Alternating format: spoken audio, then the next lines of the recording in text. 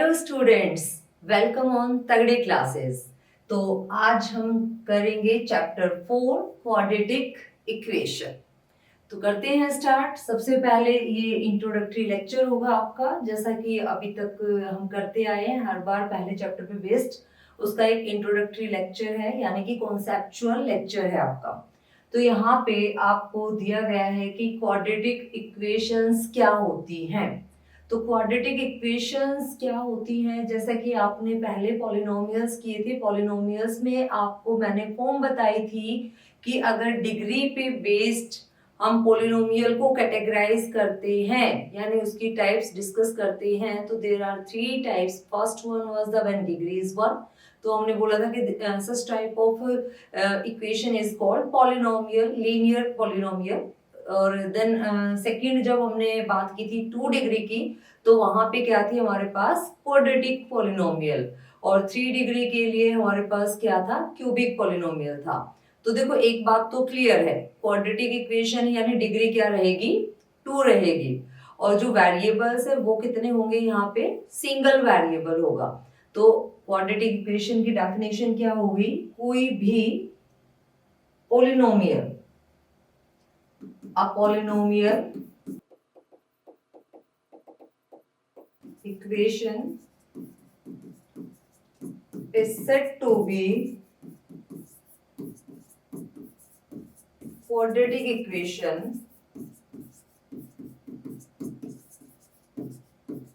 if the polynomial is having degree 2, the polynomial is having degree 2 in single variable, degree 2 in single variable। तो क्या आया यहाँ पे, कोई भी इक्वेशन, अच्छा सॉरी, कोई भी इक्वेशन, ये पॉलिनोमियल इक्वेशन नहीं, ये इक्वेशन है। An equation is said to be quadratic equation, कि कोई भी इक्वेशन है उसको क्वाड्रेटिक इक्वेशन कब कहेंगे, when if the polynomial is having degree 2 in single variable, कि कोई भी polynomial है हमारे पास और उसमें जो है डिग्री 2 है, ठीक है। और वेरिएबल कैसा रहेगा, सिंगल वेरिएबल। सिंगल वेरिएबल यानी हम एक ही वेरिएबल पे काम करेंगे, यहाँ पे एक से ज्यादा वेरिएबल्स नहीं होंगे। अगर x वेरिएबल है तो डिग्री भी x की ही 2 होगी, और उसी से मिलके जो इक्वेशन बनेगी वो क्वाड्रेटिक इक्वेशन हो जाएगी। अगर वेरिएबल y है तो डिग्री 2 y के लिए होगी, अगर वेरिएबल z है तो डिग्री 2 z के लिए होगी। इसकी स्टैंडर्ड फॉर्म करते हैं। स्टैंडर्ड फॉर्म क्या होती है कि जो भी आपके पास क्वाड्रेटिक इक्वेशन होगी वो किस टाइप की होगी, ax plus bx plus c is equal to 0। तो इस टाइप की कोई भी इक्वेशन आपकी क्वाड्रेटिक इक्वेशन होगी, लेकिन यहाँ पे एक कंडीशन है कि a क्या होना चाहिए आपका, नॉन जीरो। क्योंकि अगर मैं यहाँ पे a को 0 कर दूं, a को क्या कर दे, 0, तो देखो ये पूरी टर्म 0 हो जाएगी आपकी, ये क्या हो जाएगी, पूरी की पूरी टर्म 0 हो जाएगी। अगर ये पूरी टर्म 0 हो जाएगी तो ध्यान से देखना यहाँ पे क्या बचेगा, bx plus c is equal to 0। But by definition degree तो क्या होनी चाहिए, 2। यहाँ तो डिग्री क्या है, 1। ये तो लीनियर इक्वेशन थी ना, लीनियर पॉलिनोमियल है तो लीनियर इक्वेशन होगी। बट हम बात कर रहे हैं क्वाड्रेटिक इक्वेशन की, तो यहाँ पे ये क्या हो जाएगी, this is not a quadratic equation. तो क्वाड्रेटिक इक्वेशन के लिए सबसे पहली कंडीशन क्या है हमारे पास, a should be non zero.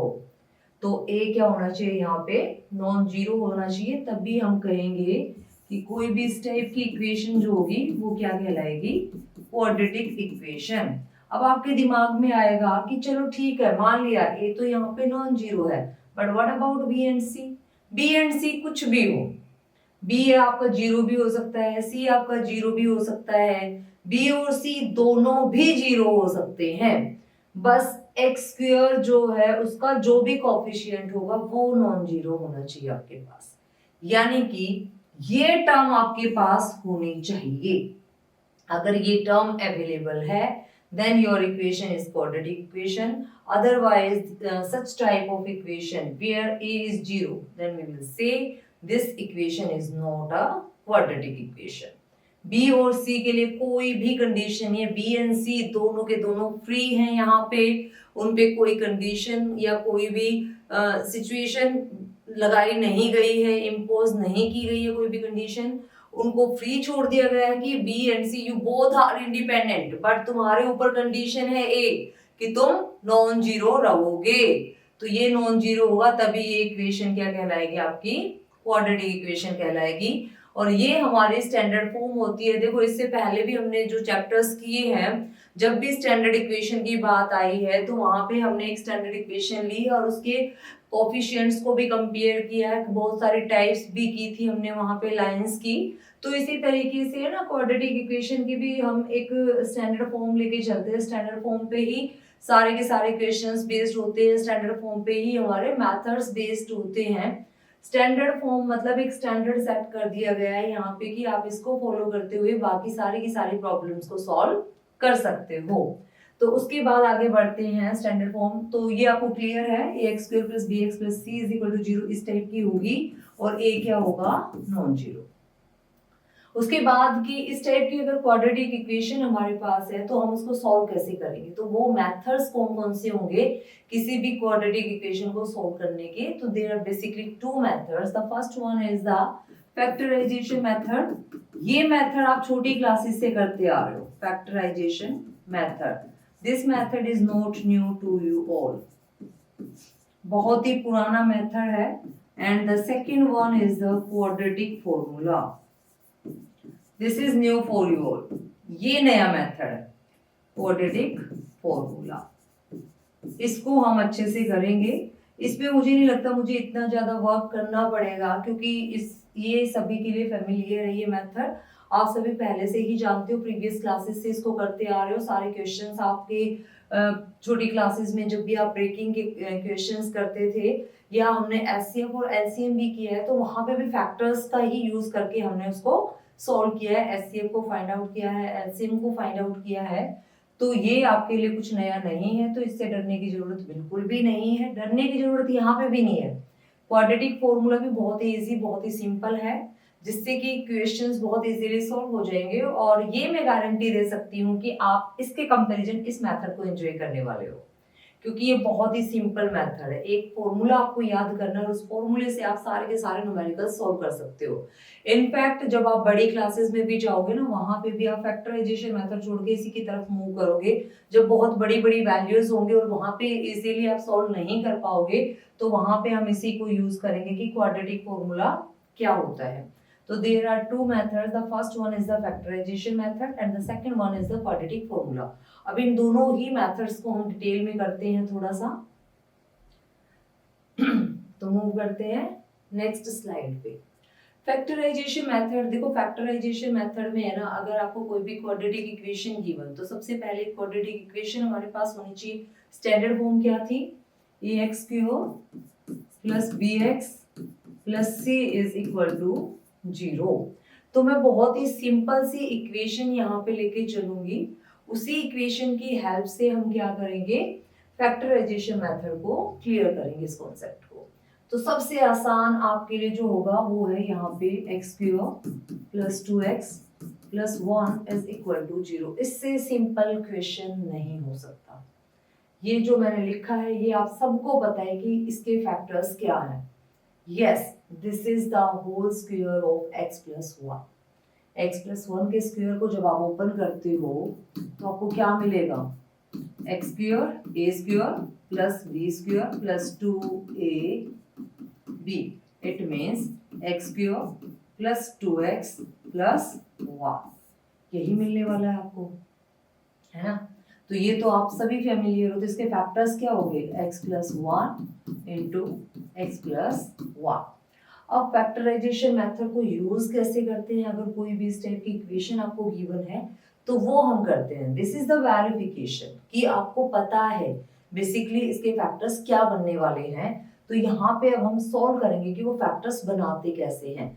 तो तो देखो जब भी हमने अल्फा बीटा यानी जीरोस जो की थी प्रीवियस चैप्टर में, और वहां पे हमारे पास जो कोएफिशिएंट्स थे उनके बीच में एक रिलेशन लेके आए थे हम। उस रिलेशन में क्लियरली ये चीजें मेंशन की गई थी कि यहाँ पे जो होता है ना ये सम होता है, और ये जो कोएफिशिएंट्स होते हैं और ये कांस्टेंट टर्म होती है क्या होती है, प्रोडक्ट। तो देखो एक्स स्क्वायर का कोएफिशिएंट क्या है 1, और यहाँ पे भी वैल्यू क्या है 1, इन दोनों की तो होगी प्रोडक्ट, क्या होगी प्रोडक्ट, जो भी कोएफिशिएंट होगा, और ये जो होगा ना ये होगा आपका सम। तो ये दोनों की प्रोडक्ट करके उसके कर लो फैक्टर। तो अब प्रोडक्ट मेरे पास क्या आएगी 1 ही आएगी, 1 की प्रोडक्ट 1 के साथ करो तो डेफिनेटली 1 ही आपको मिलने वाला है। तो यहाँ पे प्रोडक्ट आई 1। ये कहता है कि इस 1 के ना फर्दर फैक्टर कर लो, क्या क्या होंगे, 1 जो प्रोडक्ट आई है उसके फैक्टर्स कर लो क्या क्या होंगे। अब आप कहोगे मैम मजाक कर रहे हो क्या, 1 तो 1 ही रहेगा, उसके क्या फैक्टर, भाई 1 को 1 लिखो, चाहे मैं 1 को 1 into 1 लिखूं, चाहे मैं 1 को 1 into 1 into 1 into 1 लिखूं, मेरी मर्जी, क्योंकि आना तो क्या है 1। अब यहाँ पे कहते हैं कि सम 2 होना चाहिए, उसके दो फैक्टर्स का सम क्या होना चाहिए 2 होना चाहिए। तो इस तरीके से फैक्टर्स आपको चेक करने हैं जो आपको सम 2 दे। तो देखो मेरे पास दो फैक्टर है 1 and 1, अगर मैं उन दोनों को ऐड कर दूंगी तो मुझे सम क्या मिलने वाला है 2। तो जब 1 और 1 दो फैक्टर्स हैं, एक 1 और एक 1, दोनों का सम कितना आया 2 आया, और दोनों की प्रोडक्ट कितनी आई 1 आई। तो मेरी दोनों की दोनों कंडीशन सेटिस्फाई हो गई ना यहाँ से। तो मैं इसको क्या लिख सकती हूँ एक्स स्क्वायर प्लस 2x की जगह क्या हो जाएगा 1 प्लस 1 यानी x plus x plus 1 is equal to 0। यही तो किया हमने, 1 और 1 को ऐड कर दिया। 1 और 1 का मतलब क्या है 1 रूट x और 1 रूट x, ठीक है। तो यहां से अब देखो इन दोनों में से मैं एक x को कॉमन निकाल सकती हूँ, तो यहाँ पे सिर्फ एक x बचेगा, क्योंकि दो पावर थी उसमें से एक पावर तो चली गई, तो एक ही बची ना, तो x की पावर 1, यहाँ पे पावर 1 ही है और वही बाहर निकाल दी, तो यानी ये पूरी टर्म बाहर चली गई, तो ये पीछे क्या छोड़ के गई एक 1 छोड़ के, क्योंकि 1 तो सबकी मल्टीप्लाई में होता है, तो x प्लस 1। अब यहाँ पे देखो x प्लस 1 ही मेरे को चाहिए था और x प्लस 1 ही है, तो इट मीन्स यहां से मैं क्या कॉमन निकालूं 1, तो 1 को क्या कर लिया बाहर, तो ये बच गया x प्लस 1। अब देखो x प्लस 1 यहाँ पे भी है, x प्लस 1 यहाँ पे भी, ये टर्म इन दोनों में कॉमन टर्म नहीं है, तो इन दोनों में से इस टर्म को हम बाहर कर सकते हैं जो कॉमन है। अगर यहाँ से x प्लस 1 बाहर चला गया तो यहाँ पे टर्म क्या बची x, और यहाँ से x प्लस 1 बाहर चला गया तो यहाँ पे टर्म क्या बची प्लस 1। तो बन गए ना दो फैक्टर्स आपके x plus 1 into x plus 1। तो इसी तरीके से आपको सॉल्व करना है फैक्टराइजेशन मेथड के लिए। अगर मैं कोई और एग्जांपल यहाँ पे लूं, जैसे कि 2x square plus 6x plus 4 is equal to 0। देखते हैं तो प्रोडक्ट की कंडीशन में क्या क्या आने वाला है 2 और 4 की प्रोडक्ट, तो 2 into 4 क्या आया हमारे पास 8, इन दोनों की प्रोडक्ट होगी ना, जो कोएफिशिएंट है एक्स स्क्वायर का और जो कांस्टेंट टर्म है। फिर कहता है कि सम क्या होना चाहिए, सम वो होना चाहिए जो x के साथ है, तो सम कितना आना चाहिए 6 आना चाहिए। तो 8 के फैक्टर्स बनाओ, सबसे पहला काम 8 के फैक्टर्स बनाओ। तो सिंपल 8 के फैक्टर्स बनाना 4 2 2 2 1, यानी कि 8 को हम क्या लिख सकते हैं 2 2 2। अब ये कहता है कि इसके फैक्टर्स का यूज करके ये सम 6 लेके आओ, इसके फैक्टर्स का यूज करके सम क्या होना चाहिए आपके पास 6 होना चाहिए। तो अगर मैं एक 2 रखूं एक तरफ और बाकी जो बच गया वो कितना बचा है 4, तो 2 प्लस 4 करेंगे तो हमें क्या मिलने वाला है 6, और 2 और 4 की प्रोडक्ट करेंगे तो हमें क्या मिलने वाला है 8। तो देखो सम की रिक्वायरमेंट क्या थी, कितना होना चाहिए 6, और प्रोडक्ट की रिक्वायरमेंट क्या थी, कितनी होनी चाहिए 8। प्रोडक्ट की रिक्वायरमेंट क्या थी, कितना होना चाहिए 8 होना चाहिए। तो बन गए ना फैक्टर। तो है ना बहुत सिंपल फैक्टर्स क्रिएट करना, कुछ भी नहीं करना, जो यहाँ पे कोफिशिएंट और जो कांस्टेंट टर्म उनकी प्रोडक्ट कर दो पहले तो, फिर उसके बाद उसके इस तरीके से फैक्टर्स बना लो, फैक्टर्स बना के उसको लिख लो। फिर यहाँ पे देखो कि x के साथ टर्म क्या है, जैसे 6 है तो 6 यानी उसके जितने भी फैक्टर्स बने ना उनको इस तरीके से अरेंज करो कि सम 6 आ जाए। तो हमने क्या किया, पहले 2 को एक तरफ कर दिया, बाकी टर्म्स को एक तरफ कर लिया मल्टीप्लाई करके। तो वहीं से हमें पता चल गया कि 2 और 4 को अगर हम ऐड करते हैं तो हमें 6 मिलेगा, और 2 और 4 की मल्टीप्लाई तो डेफिनेटली 8 ही होगी क्योंकि 8 की तो फैक्टर्स है। तो कंडीशन सेटिस्फाई होगी। इट मींस हम यहाँ पे क्या लिख सकते हैं, 2x स्क्वायर प्लस 6x की जगह क्या हो जाएगा 2x plus 4x, 2x plus 4x और प्लस में है 4 that is equal to 0।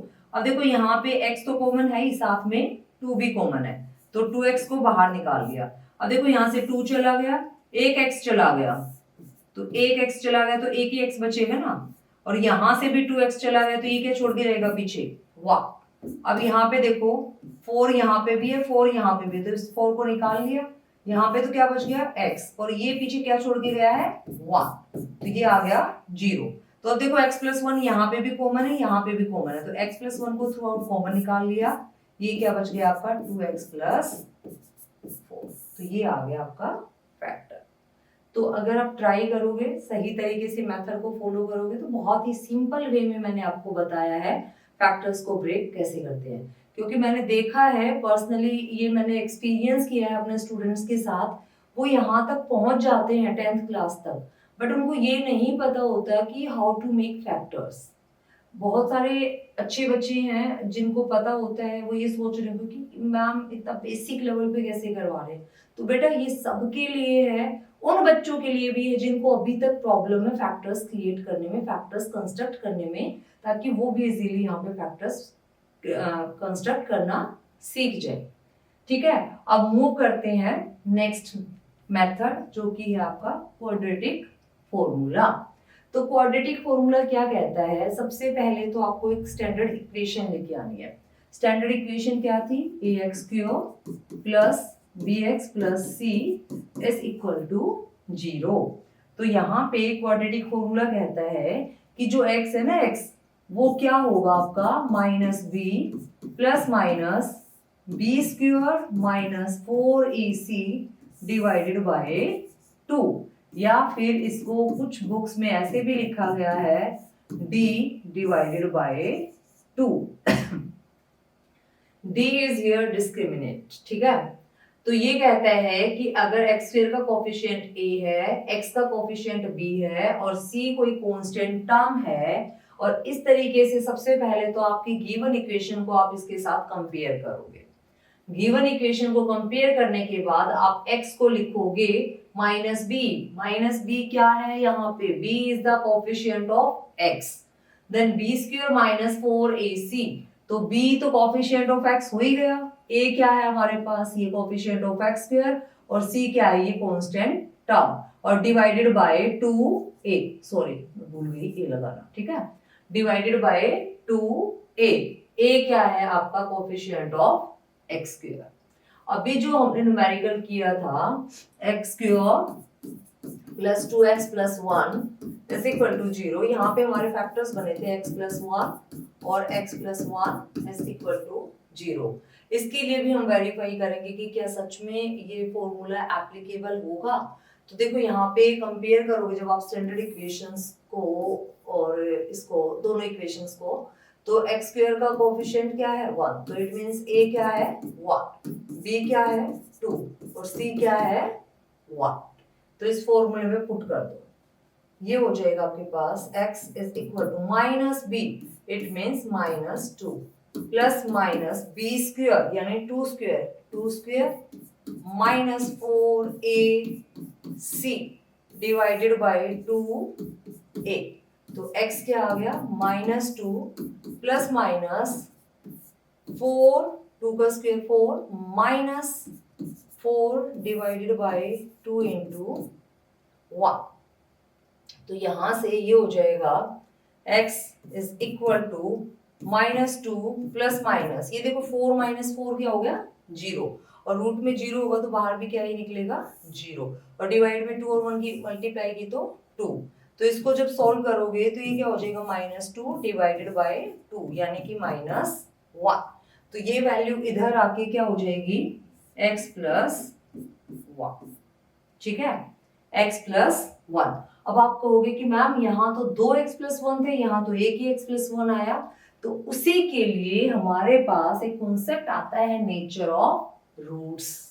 Nature of roots यानी जो रूट्स जो आपकी जीरोस निकलेंगी उनका नेचर क्या होगा, तो वो हमारा बेस्ड है डी पे। डी पे टोटली बेस्ड है। तो ये कहता है कि अगर आपका डी = 0 है, या आपका डी > 0 है, या आपका डी <0 है, तो ये तीनों कंडीशंस आपको बताती हैं आपके रूट्स का नेचर, कि आपके रूट्स का नेचर क्या होगा। डी अगर 0 आ जाए, देखो यहाँ पे डी क्या आया था हमारे पास, ये डी था ना, डी क्या आया है 0। डी अगर 0 आ जाए तो रूट्स रियल होंगे। रूट्स कैसे होंगे, रियल होंगे, प्लस रूट्स इक्वल होंगे, कि अगर एक 1 आया है तो दूसरा भी क्या होगा 1 होगा, एक 2 आया है तो दूसरा भी क्या होगा 2 होगा, 3 आया है तो 3 होगा, -1 आया है तो -1 होगा।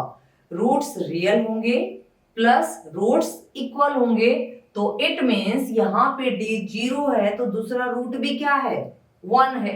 तो ये क्या बन गया, दूसरा फैक्टर भी 1 बन गया, दिस इज इक्वल टू 0। तो दोनों ही रूट्स क्या रहेंगे, इक्वल रहेंगे, क्योंकि ये कॉन्सेप्ट मैंने आपको पहले भी बताया था जब हमने पॉलिनोमियल का चैप्टर किया था, कि अगर आपके पास कोई भी क्वाड्रेटिक इक्वेशन है, क्वाड्रेटिक इक्वेशन मतलब डिग्री आपकी 2 यानी पावर आपकी 2 गई वहां पे, तो वहां पे अगर डिग्री 2 है तो आपको रूट्स भी 2 ही मिलेंगे। नंबर ऑफ जीरोस के कॉन्सेप्ट में हमने काम किया था कि अगर हमारे पास लीनियर इक्वेशन है, linear polynomial, it means degree 1, अगर डिग्री 1 है तो नंबर ऑफ जीरोस भी 1 होंगी, अगर डिग्री 2 है तो वहां पे रूट्स भी 2 होंगे, अगर डिग्री 3 है तो रूट्स भी 3 होंगे। तो यहाँ पे डिग्री 2 है तो डेफिनेटली रूट्स भी 2 होंगे। वो हमें नहीं पता वो कैसे रूट्स होंगे, वो इमेजिनरी रूट्स भी हो सकते हैं, वो रियल रूट्स भी हो सकते हैं। रियल भी फर्दर 2 पार्ट्स में डिवाइड होगा, इक्वल रूट्स भी हो सकते हैं और अनइक्वल रूट्स भी हो सकते हैं। तो उसी के लिए हमारे पास ये अलग से कॉन्सेप्ट है नेचर ऑफ रूट्स, जो आपको बताएगा कि रूट्स की टाइप बेसिकली क्या होगी, कि जो आपके रूट्स है का नेचर है वो रियल होगा या इमेजिनरी होगा। सेकेंड केस है whenever your d is greater than 0, अगर d greater than 0 है इट मींस d पॉजिटिव है, और रूट में अगर कोई भी पॉजिटिव वैल्यू है तो वो क्या होगी, रियल होगी। तो यहां से भी आपको रूट्स कैसे मिलने वाले हैं, रियल मिलने वाले हैं, रियल, लेकिन अब की बार क्या हो जाएंगे अनइक्वल, कि वो इक्वल नहीं होंगे। तो रूट्स रियल होंगे बट अनइक्वल रूट्स होंगे, अनइक्वल रूट्स। उसके बाद whenever your d is less than 0, यहाँ पे नेचर चेंज हो जाएगा आपके रूट्स का। अब रूट्स रियल नहीं होंगे, कैसे हो जाएंगे, रूट्स इमेजिनरी हो जाएंगे। रूट्स कैसे हो जाएंगे, इमेजिनरी हो जाएंगे, ठीक है। और इमेजिनरी रूट्स पेयर्स में होते हैं, क्लियर। तो यहां से आपको क्या मिल जाएंगी conditions, whenever your d is equal to 0 then your roots are real but roots will be equal, कि एक रूट अगर आपने 1 निकाला तो दूसरा भी ऑटोमेटिकली 1 होगा। if your d is greater than 0 then roots are real but unequal, कि दोनों डिफरेंट रूट्स होंगे। और अगर d less than 0 है तो रूट्स कैसे होंगे, इमेजिनरी रूट्स होंगे, जो कि आपके चैप्टर में नहीं मिलेगा आपको, ये हायर क्लासेस में जाके डील करेंगे इस टॉपिक को। अभी फिलहाल के लिए आपके पास सिर्फ होगा डी जब 0 है या डी जब आपको ग्रेटर देन 0, यानी सिर्फ रियल रूट्स पे हम यहाँ पे काम करेंगे, इमेजिनरी रूट्स पे काम नहीं करेंगे। तो देखो ये आपको क्लियर भी हो गया है, x² + 2x + 1 अगर 0 है तो यहाँ पे किस तरीके से हम क्वाड्रेटिक फॉर्मूले का यूज करते हैं और वैल्यूज को सॉल्व करते हैं। इसके अलावा हम कोई और क्वेश्चन भी ले सकते हैं जो डिफरेंट रूट्स हमारे निकाल के दिखाए। जैसे कि एक कर लेते हैं डिस्कस यहाँ पे। मान लो 2x² + 6x + 8 is equal to 0। मैंने रैंडमली कोई भी क्वाड्रेटिक इक्वेशन उठा ले, यहाँ से मुझे खुद नहीं पता कि इसके रूट्स रियल होंगे, इमेजिनरी होंगे, और अगर रूट्स रियल है तो वो इक्वल होंगे या अनइक्वल होंगे। वो टोटली डी हमें बताएगा, वो क्वाड्रेटिक फॉर्मूला हमें बताएगा कि रूट्स की टाइप कैसी होने वाली है, यानी रूट्स का नेचर कैसा होने वाला है। तो सबसे पहला काम तो इसको हम कंपेयर करेंगे स्टैंडर्ड फॉर्म से। ax² + bx + c is equal to 0। तो यहां से a की वैल्यू क्या है 2, b की वैल्यू क्या है 6, c की वैल्यू क्या है 8।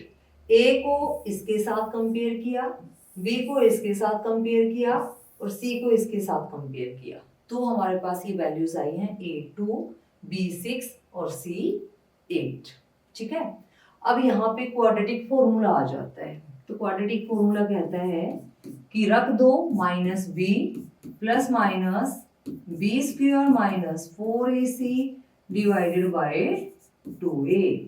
तो यहाँ पे जब हम सब्स्टिट्यूट करने गए तो हमारे दिमाग में आया क्यों ना पहले नेचर ही ना चेक कर लें कि रूट्स की नेचर कैसी होगी।